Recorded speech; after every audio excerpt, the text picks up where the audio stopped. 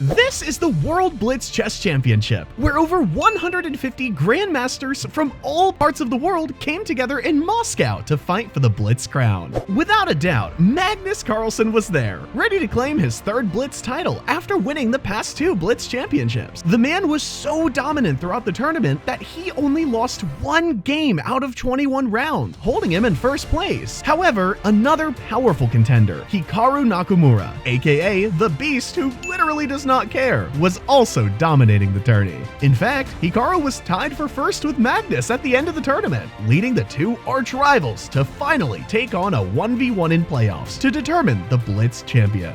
Game 1 of the playoff resulted in a draw, which meant that both players knew they must go for a win in Game 2. Both players settle at their board, give each other a firm handshake, and start their clocks. Magnus begins the match with d4, after which Hikaru immediately responds with knight f6. Magnus then plays knight f3, and Hikaru considers his options before following with d5, striking back at the heart of the board. Upon developing their pieces, the game transposes into the London system, a solid opening that is known to give white a quick development and chances of a strong kingside attack. Hikaru moves his bishop to d6, offering an exchange of the dark-squared bishops because he knows Magnus's bishop on f4 is a powerful asset along its diagonal. Soon the bishops are traded, and Magnus strikes with c4, an aggressive move that exploits the center. Now, Hikaru has to be cautious. His queen is out early, and if he does not play precisely, Magnus will soon gain rapid development in space, following a massive attack after rook c1. Magnus has developed all of his pieces. However, Hikaru still has two minor pieces sitting on the bench. This allows Magnus to take the next couple of moves to his advantage to improve his position, while Hikaru slowly continues his development. Now, Magnus recognizes that Hikaru's bishop on b7 is a powerful piece along an open diagonal that stares down his king, so he offers a bishop trade, which Hikaru reluctantly accepts. Magnus follows by jumping his knight into e5, soon planning to bring his other knight through c4 to d6.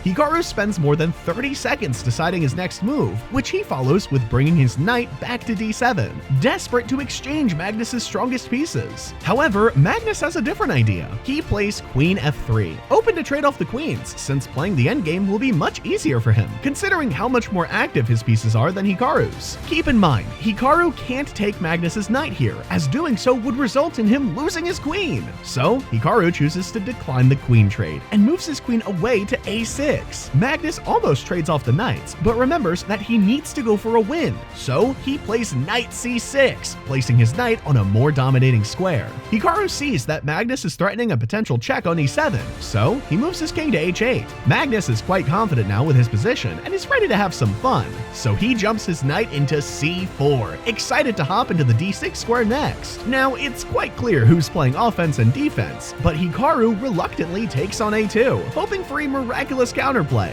But little did Hikaru know, this would mark the beginning of his downfall. Magnus wastes no time and launches g4, going straight for the king side. Down to his last 45 seconds, Hikaru is going to have to defend extremely precisely and quickly against the world champion. Since Magnus is threatening g5, Hikaru moves his knight to c5, activating his knight and also opening a retreating square for his knight on f6. Magnus then responds with knight d6, adding pressure onto the f7 pawn, which basically forces Hikaru's rook to stay on f8. Very rarely do you see two knights next to each other this far into the opponent's territory, but this is about to get juicy real soon. With less than 30 seconds, Hikaru panics and goes for a chance of hope with knight b3, attacking Magnus's rook, but this actually does nothing, rather worsens his position. Magnus simply moves his rook up to c2, defending his b2 pawn, and Hikaru retreats his queen to a4. However, Hikaru misses the fact that Magnus can move his rook again to c4, kicking the queen, and also preparing to slide the rook over to the king anytime soon. After Magnus launches g5, Hikaru realizes that this game is nearing its last seconds. Hikaru shakes his head, knowing that this is bad, and quickly retreats his knight. Magnus slides his rook over to h4, eyeing down Hikaru's king, after which Hikaru tries to bring his other knight back. Now, Magnus takes on f7, which is of course winning, but he missed a cool mate in 3 after rook takes h7, king takes h7, queen h5, king g8, and knight e7 mate. But after knight takes f7, Hikaru has to sack the exchange. We see Hikaru shaking his head once again, struggling to find a save, and ends up playing queen e2. But Magnus simply takes on d7, getting two pieces for the rook. Hikaru tries a last-second threat, rook f8, that threatens mate after capturing on f2, but Magnus sees the only winning move, rook f4, that eliminates all of Hikaru's winning chances. Hikaru soon realizes it's over and resigns, handing over the World Blitz Champion title to the GOAT himself, Magnus Carlsen.